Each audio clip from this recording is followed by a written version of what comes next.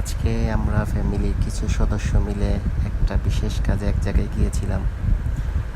যাওয়ার পরে সেখানে আমরা প্রথমেই বলেছিলাম যে একটু আলোচনা করি, তারা বলল যে না, আগে আসছেন, মেহমানদারি করে নিয়ে খাওয়া দাওয়া করেন, তারপরে বাকি কথা হবে। যেই কথা সেই কাজ, সবাই মিলে বসে গেলাম খাওয়ার জন্য। একে একে খাবার আসছে, আমরাও খাবারের জন্য অপেক্ষা করছি। খাবার আসতেছে, আমরা খাবারের জন্য বসে আছি।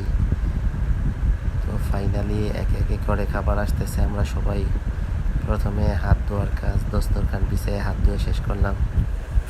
শেষ করার পরে খাবার নিয়ে আসছে, আলহামদুলিল্লাহ খাবার সামনে চলে আসছে। এখন আমরা বসে গেলাম।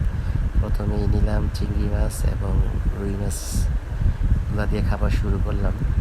কিছুক্ষণ পরে আমাদের কাছে চলে আসছে রোস্ট, সেগুলা দিয়েও আলহামদুলিল্লাহ একটু একটু করে খাবার শেষ করলাম।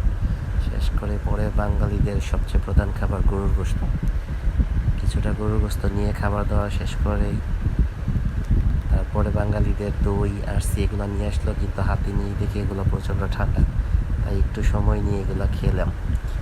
খাওয়া দাওয়ার পরে আমাদের যে মূল কাজ ছিল, যেই জন্য আমরা গিয়েছি, সেই আলোচনা শেষ করলাম।